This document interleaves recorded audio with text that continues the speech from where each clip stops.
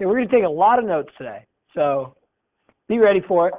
You don't have to write everything down. I'd rather you understand things, then go back and watch the video so that you can, maybe get the details down.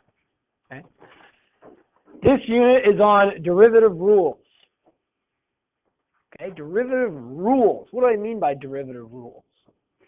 Well, we've been using this formula to find our helper equations, our tangent slope generating equations, which are these great equations that'll tell us the slopes of tangents of any function. And we've been using this to do it. Okay? But what if I had something like this or this? To find the derivative of this or this using our, formula, our definition of a derivative, it would look like that. That would take me a long, long time to distribute everything, take x plus h to the fourth power, x plus h to the third power, and I don't want to do that. I don't have enough time to do that, okay? And let's look at sine. If I wanted to find the derivative of sine, well, we'd plug it into our formula and we get that.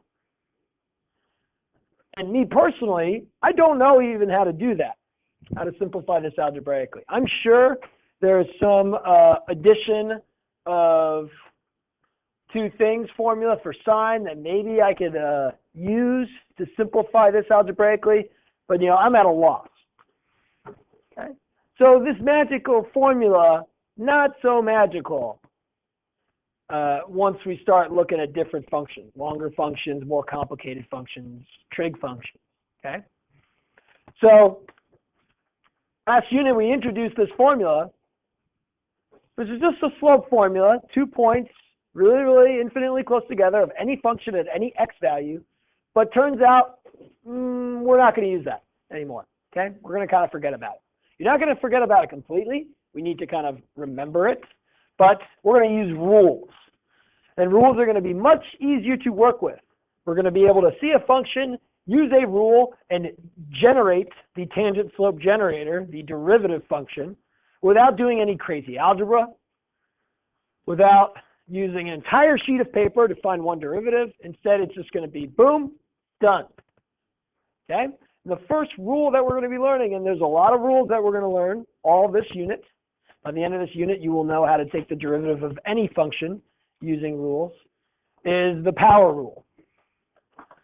Okay? And we will first kind of be able to visually see the power rule in action by taking these graphs of these functions, these polynomials, an x squared and x cubed and x to the fourth. It's not, just x squared here. It's a version of x squared, but you can see it's an x squared. It's probably plus some other stuff, some version of x cubed, some ax cubed plus bx plus c, some x to the fourth, and we will sketch the derivatives of those four polynomial functions. And I'll start over here with this k, this x to the fourth. And to sketch k prime, I'm going to just draw some tangents. And then I'll plot the values.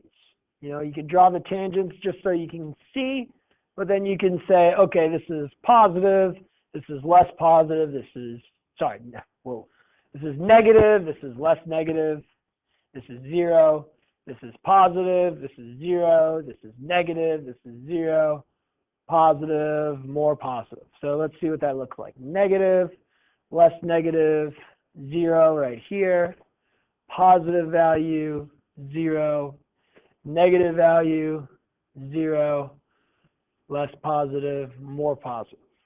And I can connect and extend to see that.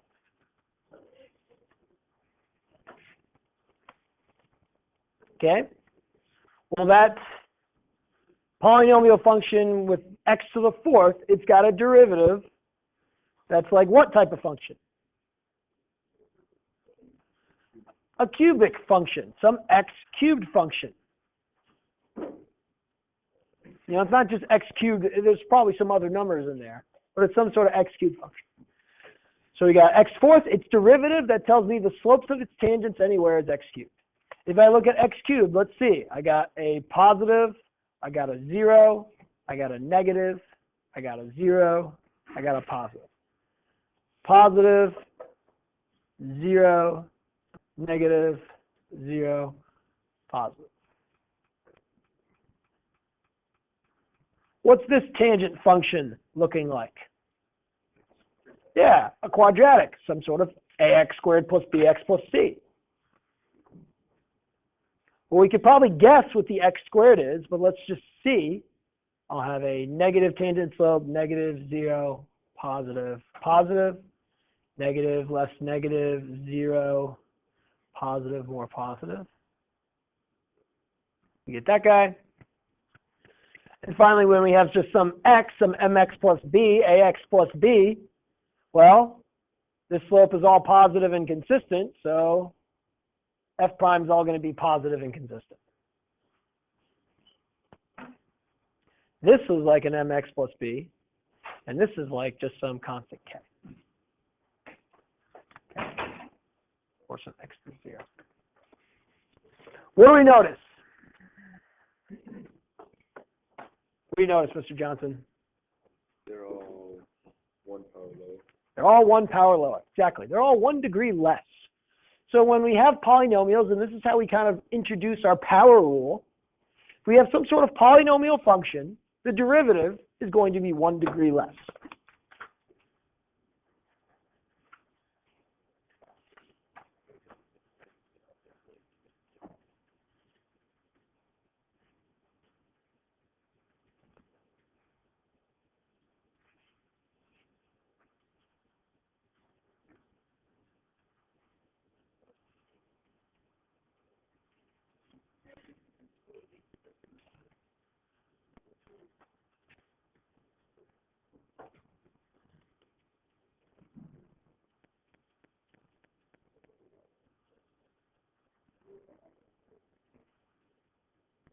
Less than the original.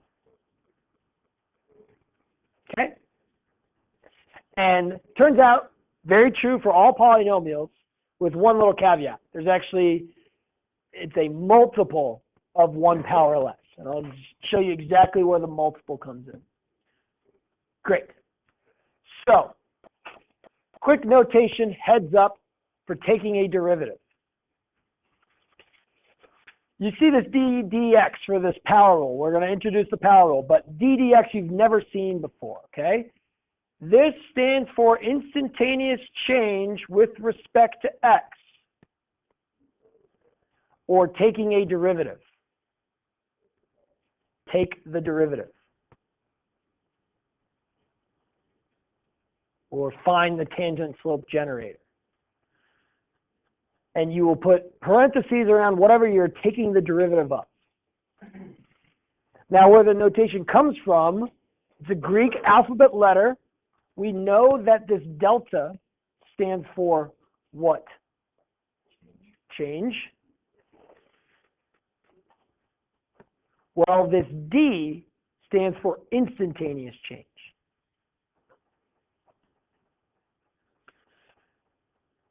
So what happens if we have some function, say y is equal to whatever f of x?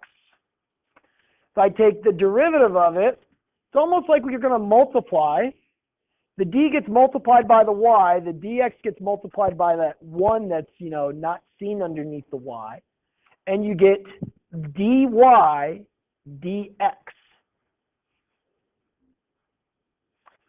Now, if you look at it, dy dx. D stands for instant change. This is the instantaneous change of y over the instantaneous change of x. Let's think about change in y over change in x. What is that? Slope, right? Well, instantaneous change in y over instantaneous change in x is not just slope, but it's a slope of what? Tangent. Exactly. Slope of a tangent. This is another notation for f prime, which you are already familiar with. You can use dy dx now. You can use f prime. You could use y prime as well. They are all the same. Okay. What you will find is that depending on what your function is using, that will change this. This will change. And change.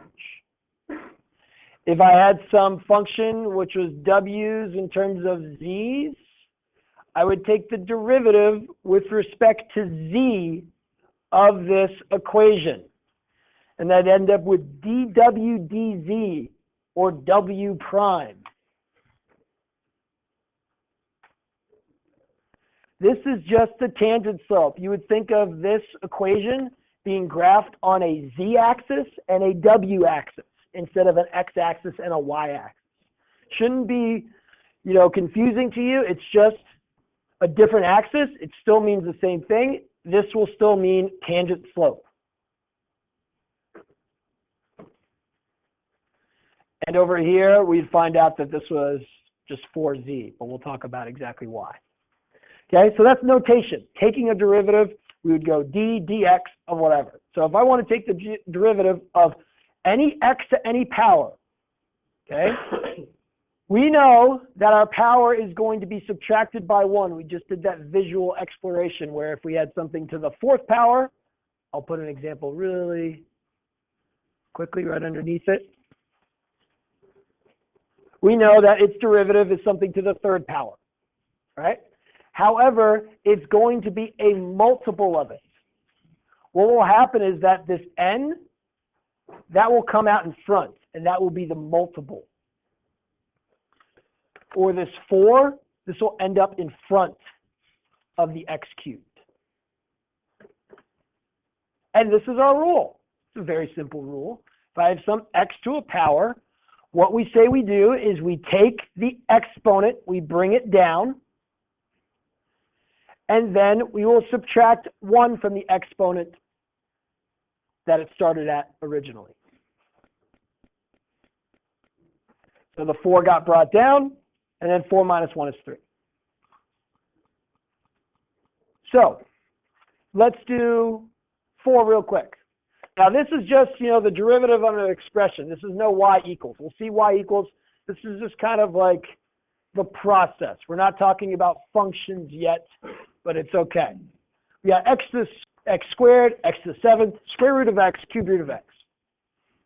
I'm going to do 2. You guys are going to do 2. We'll start with x squared. Well, it's as simple as bringing the 2 down and then subtracting 1. I get its tangent slope generator is 2x. I will do the square root of x. Now you're thinking, oh, this looks different. This is not like a polynomial, but it is. It is an x to the n, because you know that the square root can be written as x to the 1/2 power. So all of a sudden, this becomes not root x, but x to the 1/2. And you can do the same procedure. Bring down the 1/2 and then subtract 1. Now dealing with fractions, make sure we have a common denominator. So I will, instead of subtracting 1, I'll subtract 2 halves. 1/2 minus 2 halves is negative 1/2. So we will have 1/2 x to the negative 1/2. And I'm okay with you leaving your answer like that, right? We don't have to simplify unless we have a multiple choice question. So this is fine. However, we need to be prepared to simplify this in case we do have a multiple choice question. So what do we need to do? Well, let's remember some exponent properties. This is going to be a little side box. If I add x to a negative number, remember that's the same as 1 over x to the positive number. Or we will see in the future, if we add 1 over x to a positive number, that's the same as x to the negative number in the numerator. Same thing, just written from right to left. So let's go back. And I'll show you this one. This would be written as 1 over 2 x to the 1/2, or 2 root x. Okay, I did 2. You guys do 2. Check your answers with a neighbor. X to the 7th and the cubed root of x. Go.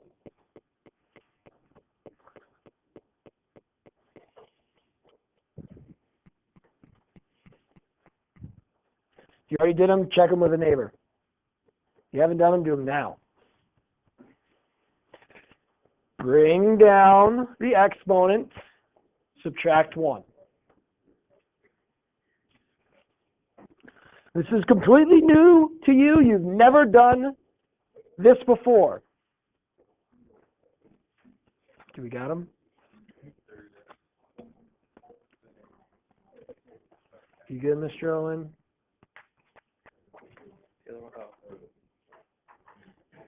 That one's good. So you just bring it down and subtract 6, right? Subtract 1 to get 6. Yeah. What is that? That's just the square root. Yeah, we'll talk about that. Good.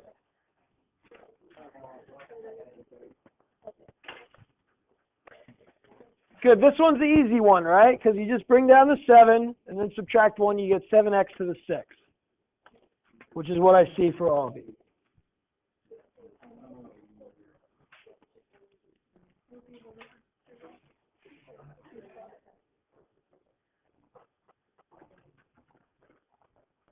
Let's talk about the second one, and then if we have questions, we'll address them.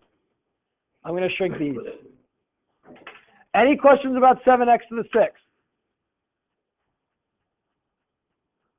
Okay. Here we go. This guy. First, I'm going to start by rewriting this to be x to the 1/3.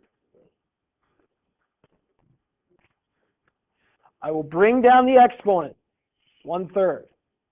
X. I will subtract 1. Well, how do you subtract 1 from 1/3? You subtract 3/3 from 1/3 to give you negative 2/3.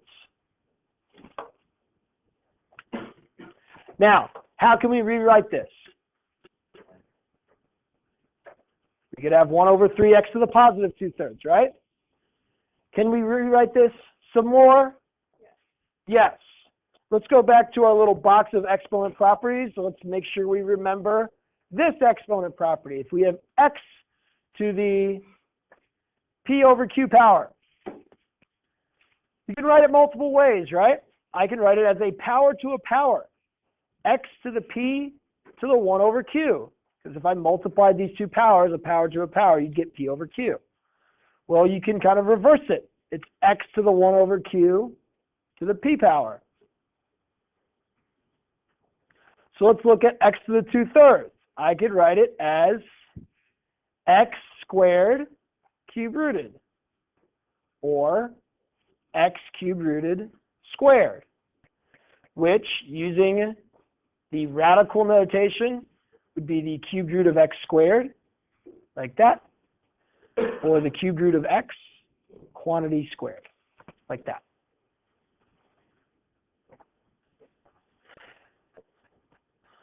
So this will help me rewrite this if I wanted to as 1/3 cube root of x squared or cube root of x squared. Mr. Russell, you have a question? Good. This will also help if you want to do something as simple as what is 8 to the 2/3. You guys could do that real quick without a calculator,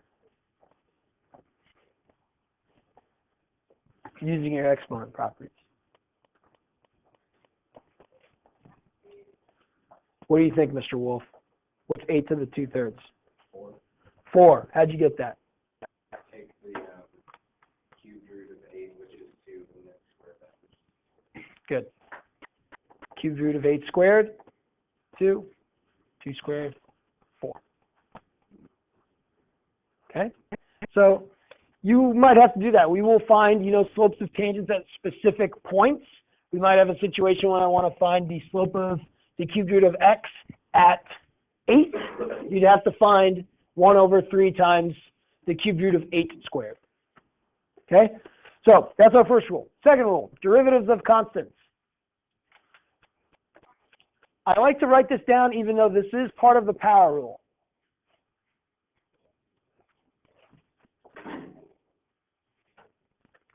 Easiest way to do this is to think about it visually. The graph of a constant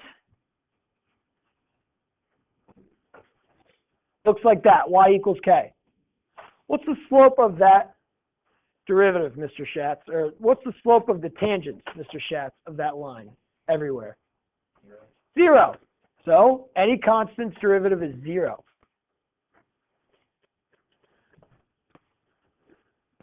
Next one, the derivative of x. We won't just say x, we'll say like kx. So the derivative of a constant times a number.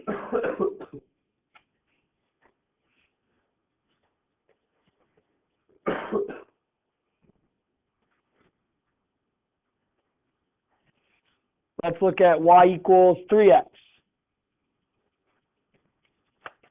What's the slope of y equals 3x everywhere? Positive? Can you be more specific than positive? Positive 3, right? It's the slope of a line. So the tangent slopes are all positive 3. That means this derivative, y prime, is just going to be 3. This is just going to be k. Whatever the constant is in front of x. All right, so what if this was y equals x? What would be the derivative of y equals x? 1. That's an important one to know.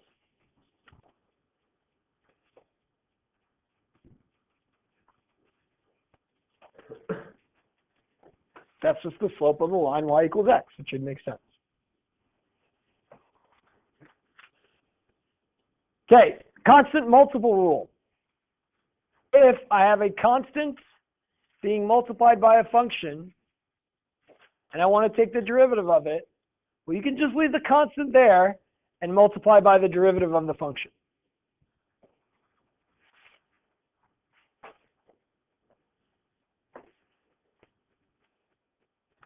Let me show you an example.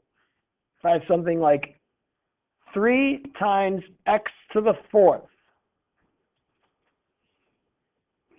Well, I could take that 3 and leave it, and then multiply that by the derivative of x to the 4th. What's the derivative of x to the 4th? 4x cubed. Bring the 4 down. Subtract 1 from the exponent. Well, that can simplify to just be 12x cubed. What you will find is that you will skip this step in the middle.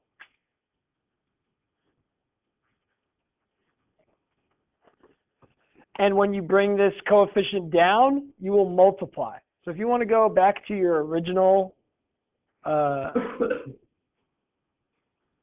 rule, you could put a k in front of this x to the n, and you'll have k times n, x to the n minus 1, if you wish. Else, let's just keep going. So, Ms. Stoudemire, you could tell me the derivative of 4x to the 7th. 28x to the 6th. Perfect. 28x to the 6th. Piece of cake. Take the 7, multiply by the 4, and then subtract 1. We would be taking the derivative. You could either put y prime here, or you could put dy dx. They're the same. Okay, you guys do the other two real quick.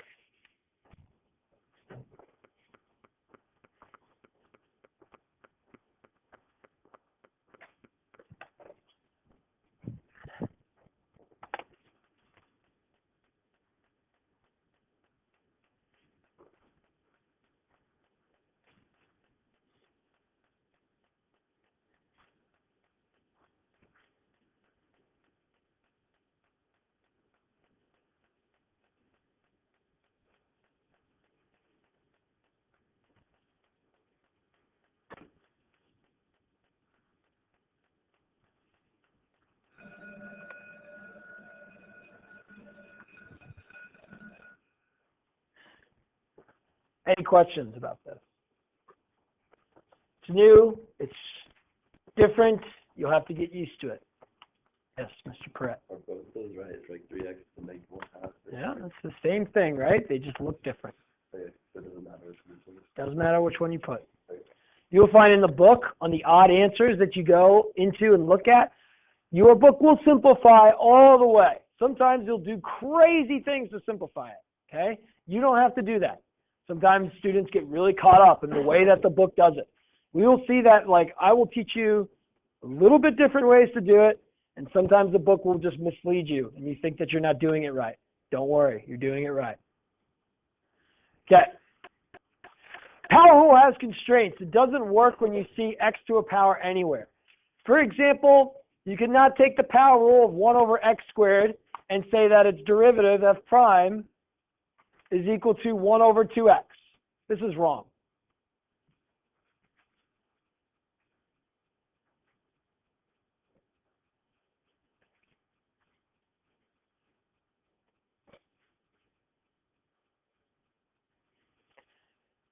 X to the n must be in a numerator.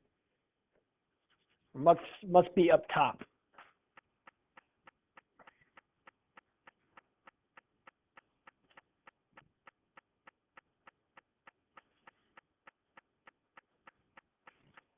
For the power rule to work. So if I had 1 over x squared and wanted to take the derivative, the first thing I would have to do is rewrite this as f of x equals x to the negative second.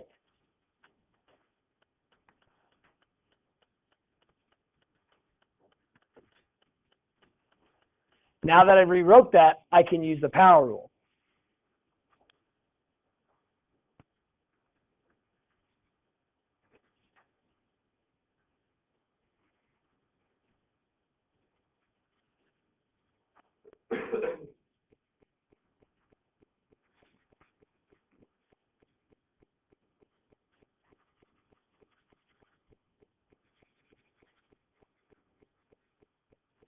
Okay.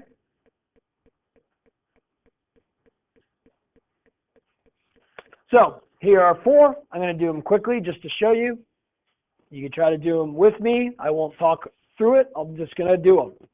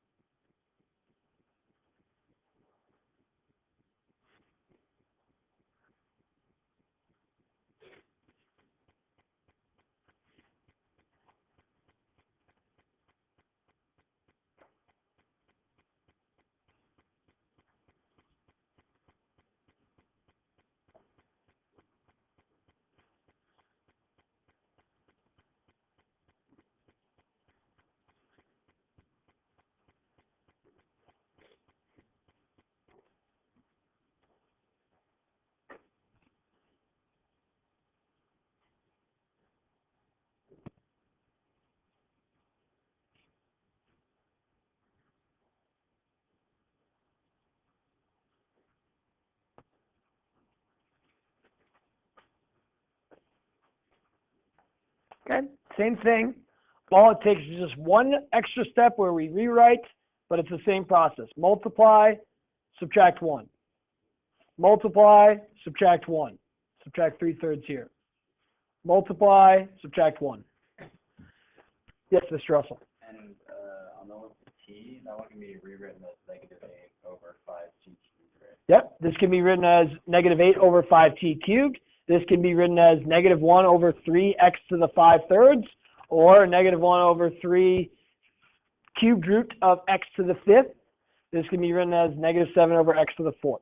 Okay, let me just show you this one, because it's the one that would probably look the funniest.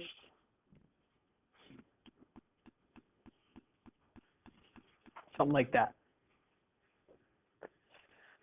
Okay, so now we know power rule does not work if you have an x in a denominator. You need to flip the fraction, make it a numerator, boom, apply the power rule after you have this t kind of by itself in the numerator.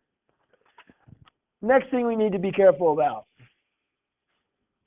If we are adding or subtracting pieces together, it seems to be a very obvious rule. However, it's not a rule that works for all signs. if f and g are differentiable, or if we have a bunch of functions that we want to take the derivatives of, you just take the derivatives of the individual pieces and add those together.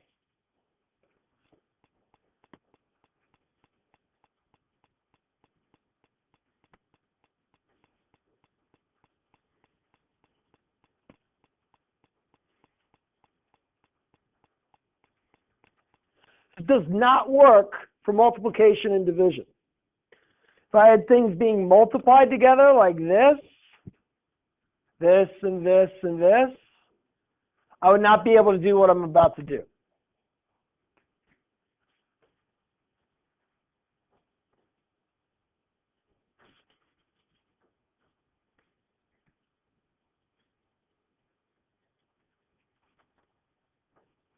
I'll use a dot instead of the x.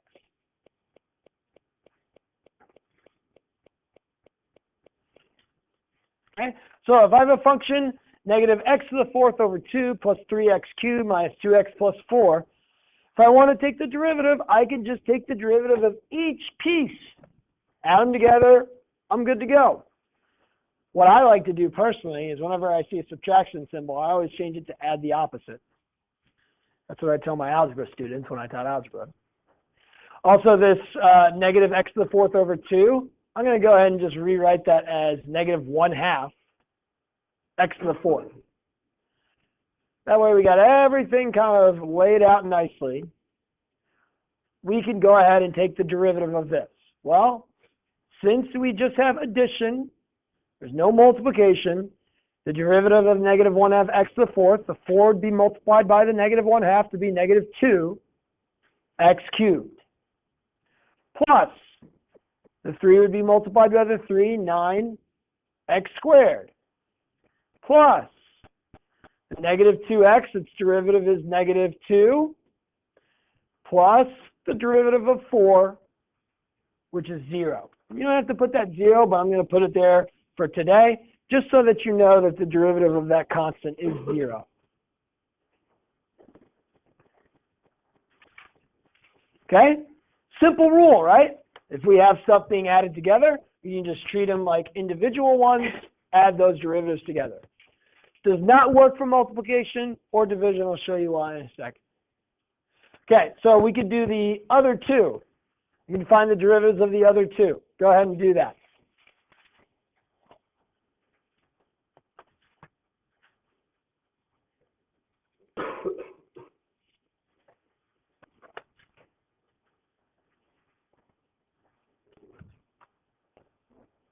Question?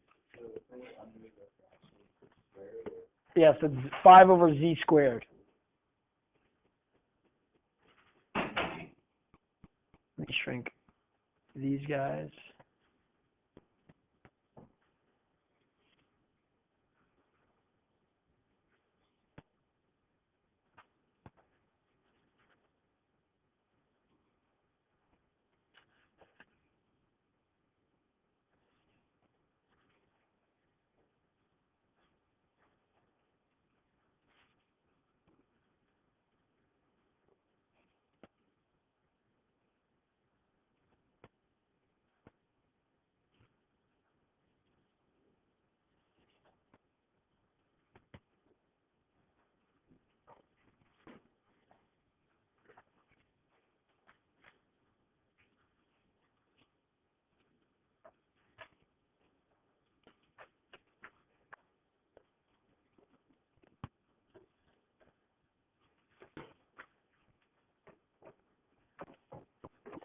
Okay? So why does dignify turn into 0 again? Right, so if you think about the line y equals negative 5. It's a horizontal line. What is the slope of a horizontal line? There you go. So the derivative of any constant, positive or negative, is 0. The slopes of the tangents of any constant is 0. Okay, now this is good and all, but we have actually a little bit more to do. They asked us to find the instantaneous rate of change of the function at 1, whether x is 1 or z is 1. So this is finding, f prime at 1. This is finding the slope of the tangent at 1. This is finding the derivative at 1. All we need to do, that extra step, is to plug in 1 into our derivatives. Now, how would I write it? If I had dw dz, I'd write dw dz, and then in the bottom right corner, I'd put x equals 1. It'd be a good thing to write down for notation. I'd plug in 1 for z. 12 minus 2 plus 10 is 20. If I wrote down y prime, and I want to find y prime at 1, you'd put y prime, and then in the bottom corner, you'd put x equals 1. That'd be negative 3 minus 1, which is negative 4. And then, of course, our first one was our f prime.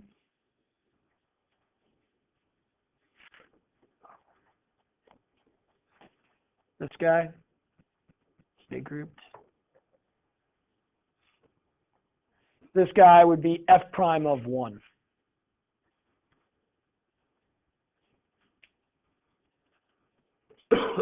Negative 2 plus 9 minus 2, so 9 minus 4 is 5. Okay, and what we are finding are the slopes of the tangents of our original function when x equals 1.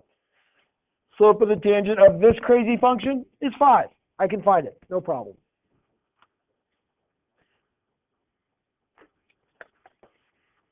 Yes, Mr. Wolf. Why would you have to do y1 with the little x equals 1 versus just y1x? Is it because it's x versus y? Say again, why would I do y prime? With the little x minus 1 instead of y prime of 1, like you did with the f prime. I could, but I don't list the function as y prime of x. You know, you can. It's the same thing. I mean, we could do dw dz of 1 like that, but you don't see it like that. Because you might think of it as you're multiplying your derivative by a number. So if I maybe did this, maybe if it was like y prime of 2 is equal to negative 4, then y prime is equal to negative 2, you know? Who knows? I don't know. So that's why we use kind of the x. Yes? How come on the other one you can put like, I know you put like f of 1, f prime of 1. 5? Like this? Right here. Yeah, so is it because that you have no f of x and change the w and the z on the other one that you can't do that kind of thing? Exactly, because it's not function notation, because it's like w in terms of z's. It just ends up being dw dz, and when we do that, we usually don't put of.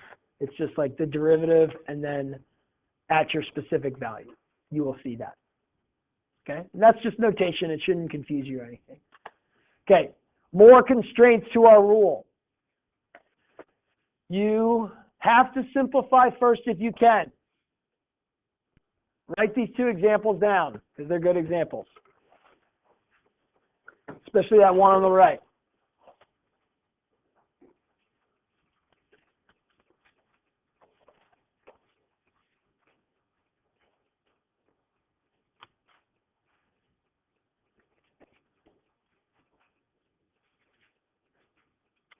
You may think this one on the right, the derivative, is as simple as taking the derivative of x cubed, the derivative of 2x squared, the derivative of 3x, and then dividing it by the derivative of 4x squared, which is 8x.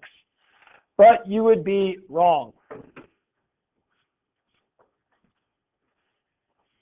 This power rule does not work over division. It works over addition and subtraction. So you can't do this. There is a division rule, a quotient rule, which we will discuss next class. But for now, all we can do is simplify this. How do I simplify? Well, we're just dividing by one term. So I can divide each of these terms by that one term. Write it as 3 different pieces being added together, and then I can take the derivative of those pieces. This would be 4x. This would be 1/2. This would be 3/4 x to the negative first.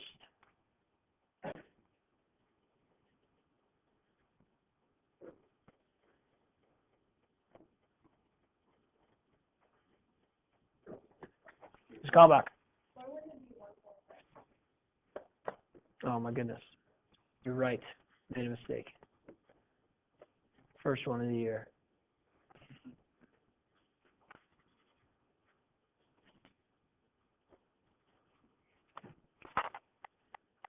Same with 2x plus 5 squared. You don't know the rule yet to take the derivative of this, so instead you're going to have to distribute everything and then find the derivative.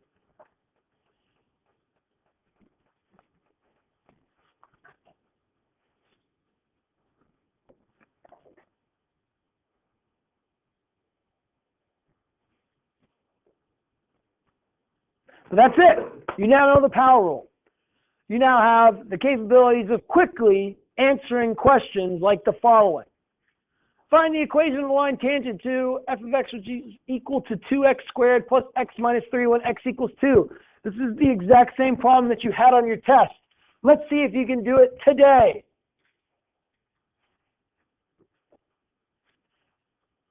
Well, the first thing you need to do is find the derivative of that f.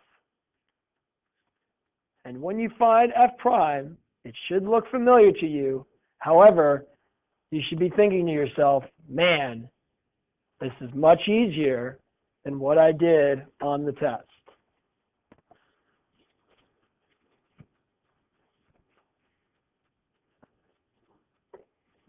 What's f prime, Mr. Buckner?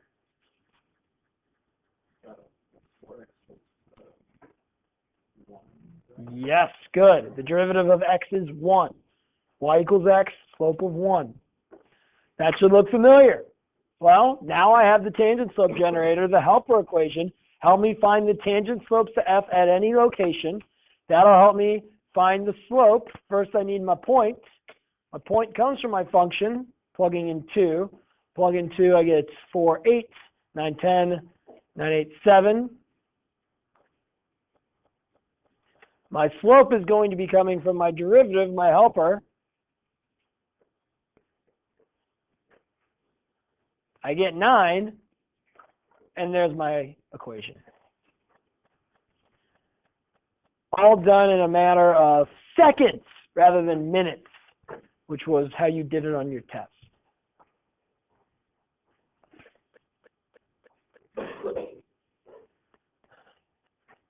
Questions like this should not seem as daunting to us. We had a similar question to this on our homework one night. We want to find the x locations of the line or lines tangent to this function x cubed minus 3x squared that are parallel to the line y equals 9x minus 2. Okay. Go ahead and get this one down. This is a good one.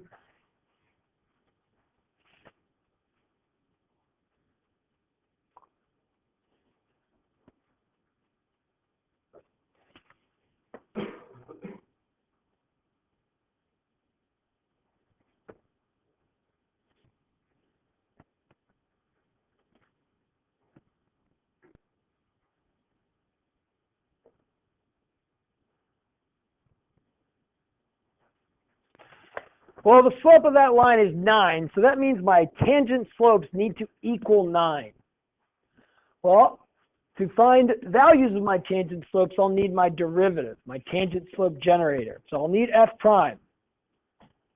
F prime is simple as using our power rule.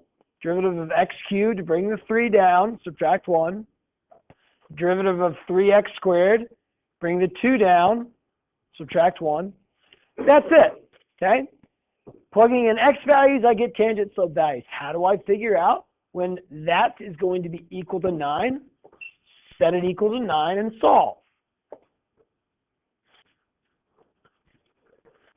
Find what x coordinates will produce y values or slope values that are equal to 9. Now here we have a quadratic. Let's remember how we have to solve quadratics. Move everything onto one side, because we have x squareds and x's, and we will have to factor to solve. Typically in this class, all quadratics will be factorable. So look to factor to solve quadratics. Factor out of 3, then I can factor this to be x minus 3, x plus 1, giving me my two locations, 3 and negative 1. If you think about some cubic graph, yeah, we should have two locations where the tangent slopes will be equal to each other, and that being equal to positive 9. Questions? Could ask you when a certain function has a horizontal tangent. We will be doing this very often in this class, finding where functions have horizontal tangents. What's special about a horizontal tangent? What is its slope? 0. 0, exactly. So we need to figure out when the slope of the tangent to that function equals 0. How do you do that? Take the derivative, set it equal to 0.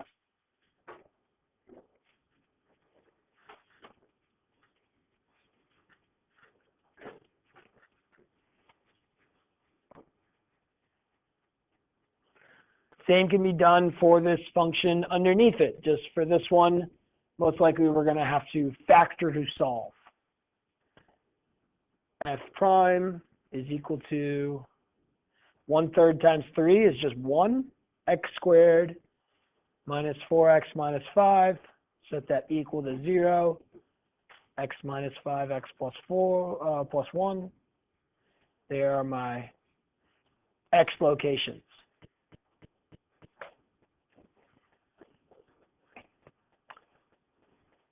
Good. This problem is going to be online. Let's talk about differentiability. Function is differentiable if our slopes from the left and slopes from the right are the same. We've talked about this before.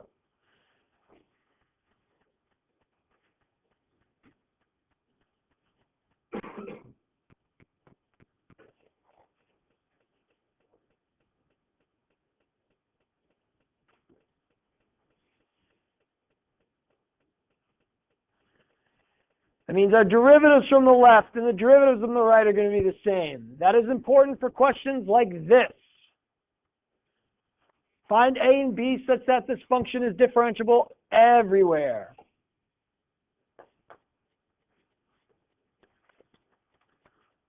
One more thing. And function has to be continuous. Forgot about that.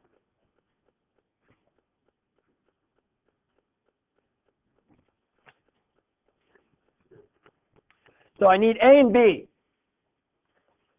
Well, we only have two pieces. We have two unknowns. Let's see how we can figure out those two unknowns.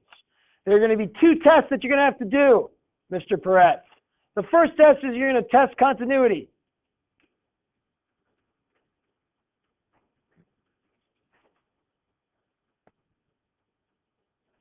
That means the top piece needs to equal the bottom piece when x is 2.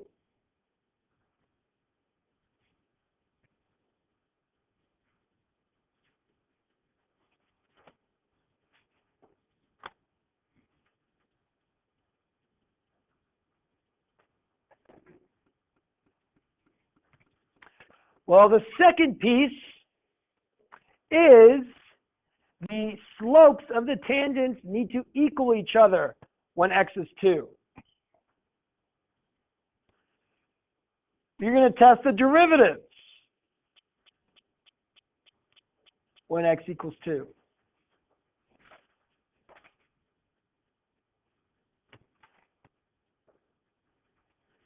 Let's first do the derivative of ax cubed. And when you want to take the derivative at a specific point, you'll put that x equals 2 on the right of that. Now, a is just a number. So if I take the derivative of ax cubed, I'll take the 3, multiply it by a, and then subtract 1. I'll get 3ax squared.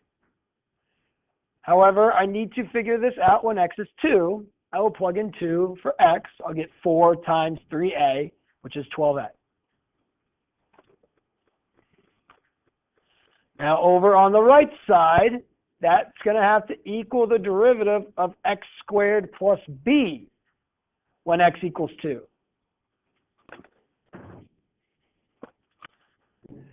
This derivative is just 2x. The derivative of b is 0 because it's just a constant, so I'll do 2x plus 0. But that needs to equal the other one. When x is 2, I plug in 2 to that one. I get 4. Well, 12a has to equal 4. I can find out what a is. Once I find out what a is, I can find out what b is.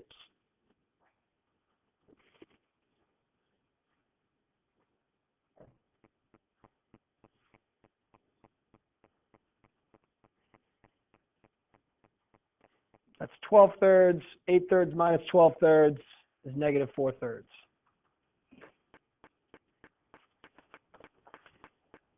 Voila.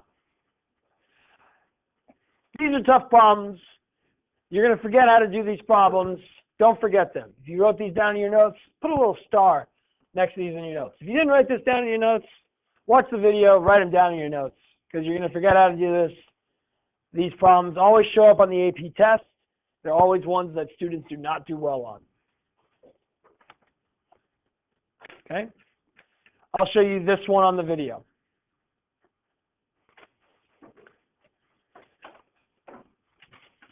Couple more things. So we're going to talk about the derivative of sine and then the derivative of cosine. And then I'll talk about straight line motion. Here is the graph of sine. If we won't get to everything, so know that you'll have to watch a little bit of this on the video. Let's sketch f prime right on top of this f, which is just sine.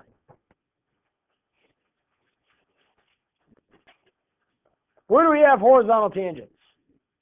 I got one at pi over 2, I got one at 3 pi over 2, one at negative pi over 2, one at 3 pi over 2. So I got zeros here, a 0 here, a 0 here, a 0 here. And let's go in between, like, let's start at 0. I have a slope of the tangent right here. It's a positive slope. I'm going to tell you actually that positive slope is equal to 1. In between pi over 2 and 3 pi over 2 at pi, we have a negative slope. There's that one. Right here, we have a negative slope as well. There's that one. And if I connect these dots, I can do this one as well. This is a positive slope. This is a positive slope. Let's see what I get.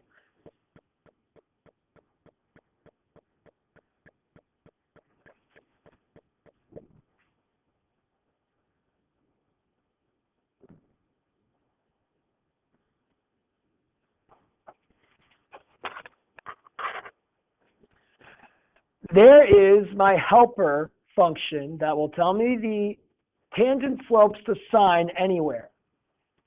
What is that function? It is cosine. At 0, the value is 1. Cosine of 0 is 1. At pi over 2, the value is 0. Cosine of pi over 2 is 0. At pi, the value is negative 1. Cosine of pi is negative 1. Turns out, the tangent slope helper for sine is cosine.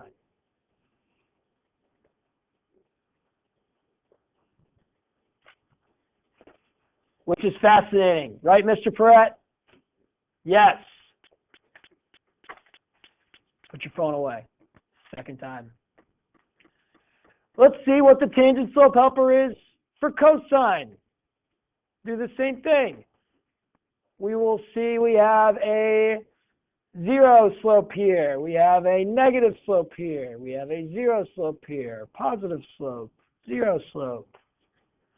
This is a positive slope. 0 slope. Negative slope. 0 slope.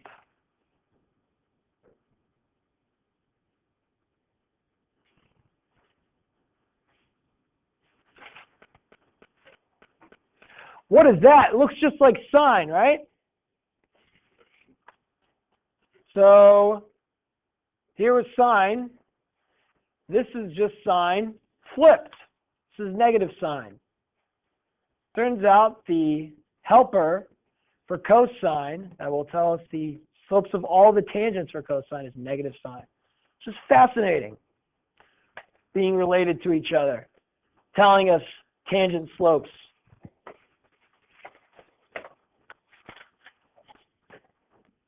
These are two things you'll have to have memorized, amongst the other trig functions. That the derivative of sine is cosine, and the derivative of cosine is negative sine. So I have them written down somewhere.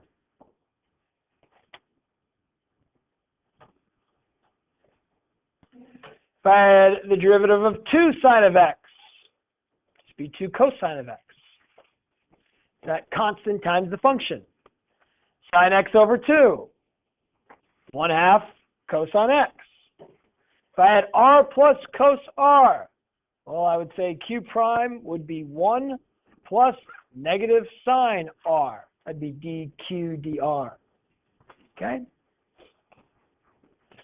We could have certain questions with these trig functions, like find the x values at which the graph of the function y equals x plus sine x has a horizontal tangent.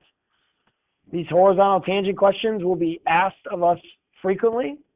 So horizontal tangent, you just need to think the slope is equal to 0. We'll set y prime, which will be 1 plus cosine of x, equal to 0.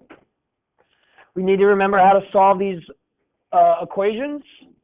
We will isolate our trig function, and then we'll use our unit circle knowledge.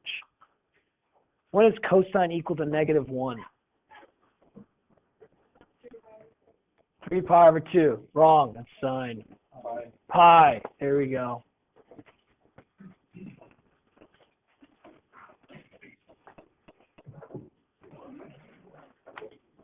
Okay. We've already talked about this, but we'll talk about it more. Rates of change in physics. We have our position. We know that an average velocity comes from the change in my position over the change in my time.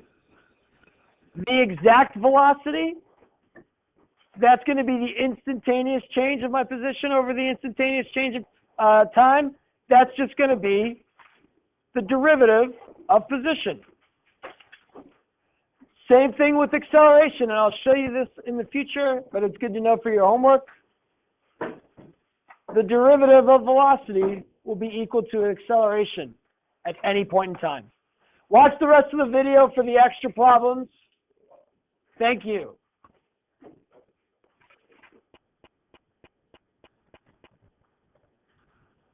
All right, so yeah, we kind of discussed this, but this is the key connection of this class and key about rates of change in physics. How, the average velocity will be just an overall change in a position over a change in time, but an exact velocity at a specific moment will be the instantaneous rate of change of position. And the exact acceleration at an exact moment will be the instantaneous rate of change of velocity. And we will see, if you look at physics formulas that you've used in the past, they're just derivatives of each other. We'll look at that next class, how if you look at acceleration versus velocity versus position, they're all just related to each other in that they are the derivatives of each other. Here's a question, and then we'll go back and we'll do a couple of questions that we did not get to. Given a free-falling position function of a diver who jumps off a 50-meter platform with an initial upward velocity of 3 meters per second, we have this function of position. What is the diver's instantaneous velocity when t equals 1? Well, that would just be v, which is x prime, which is the derivative of negative 16t squared, which is negative 32t. The derivative of 3t is 3, and then plus 0. So if I want to find v of 1, that's just x prime of 1, which is just negative 32 plus 3, which is negative 29. Okay. Then if I wanted to find the instantaneous acceleration, well, I need to find a of t, which will be equal to v prime of t. V prime will just be negative 32. This will be meters per second squared. I think it's actually feet instead of meters. That is correct. Feet. This will be feet per second. This will be feet per second squared. Okay. So what is this representative of? This is representative of, gravity. The 32 feet per second squared is the acceleration that the diver is going through when you jump off. So it will always be the acceleration, just the gravity if you have an initial upward velocity. Okay, back to some other questions. We got the derivative of sine is cosine. We got the derivative of cosine is negative sine. I think we have two more questions to do. Let's do another differentiability question. So find a and b such that this function is differentiable everywhere. Once again, two things to test. First, test that we're continuous at the specific point when x is equal to 1. So I have 3 minus 1 is equal to a plus b, or 2 is equal to a plus b. Okay. Second thing is going to be my derivatives, or my slopes, will equal each other when x equals 1. So I'll have the derivative of 3 minus x at 1. That'll need to equal the derivative of ax squared plus bx at 1. This derivative is negative 1. The derivative of negative x is just negative 1. At 1 is still just negative 1. Here, the derivative of ax squared is going to be 2ax. The derivative of bx is just b. At 1, we will get 2a plus b. I don't need the parentheses there. So here is my system. I got two equations, two unknowns. I will stack them on top of each other. I will then multiply by a constant to create opposites. And then I will add them together to get 3 is equal to negative a. A is equal to negative 3. Plug that back in. 2 is equal to negative 3 plus b. Add 3 to both sides. 5 is equal to b. Okay, so there is one. Okay. Last question, a tough question. Find k such that the line y equals 4x minus 9 is tangent to the function. So I'm going to start with a line with this situation. 4x minus 9, maybe it looks something like this. And then we have this x squared minus kx. So some parabola, let's do it in a different color, like that. What we need to do is figure out how this can be tangent to that based on what it is, kx, x squared minus kx. So you got to figure out, if there's different values to move this so that this line is tangent to this function. Okay, so we will have to find out what k is. All right, well, this slope is 4, right?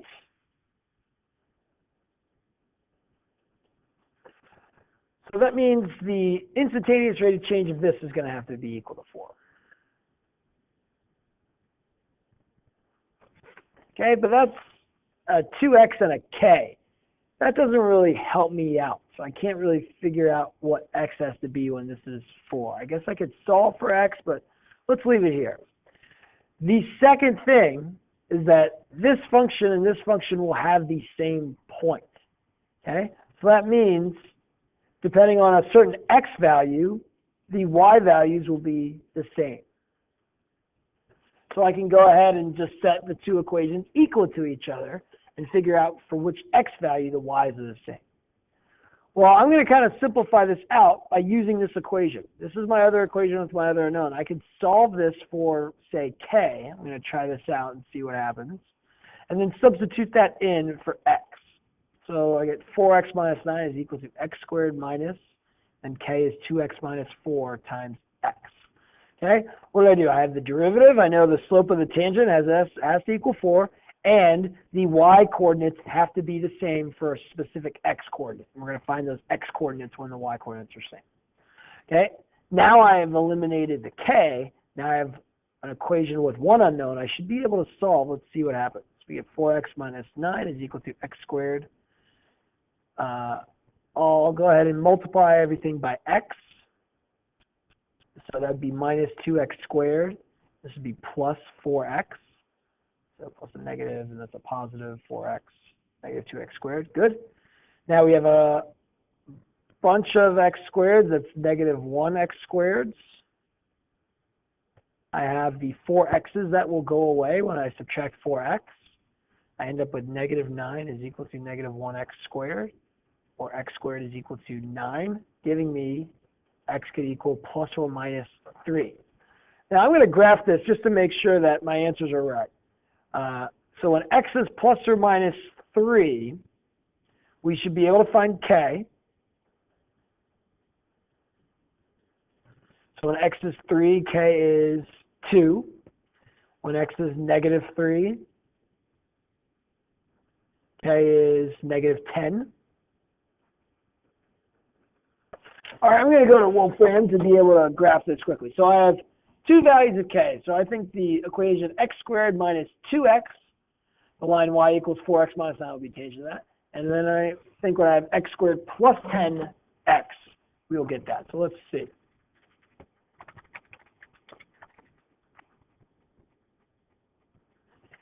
Let's start with our tangent line.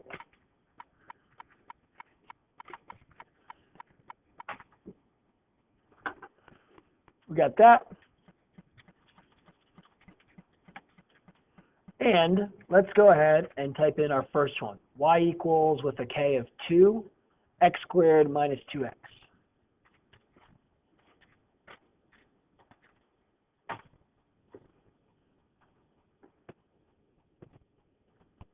Aha, there we go. So x squared minus 2x, 4x minus 9 is tangent, right at this location at positive 3. Fantastic. Well, let's go ahead and plug in the other one. X squared, and then k is negative 10, so I plug in negative 10, that would be positive 10x. And this third one would also be tangent. Yeah, there's that x squared plus 10x in yellow, and here's the other one. Both of these are tangents, have a tangent line of 4x minus 9. Really cool to see that. Now we did that. Okay.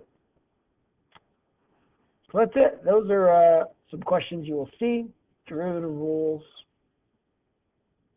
No longer using the fancy formula. We are using rules. We've done all the examples that I'd like to have done.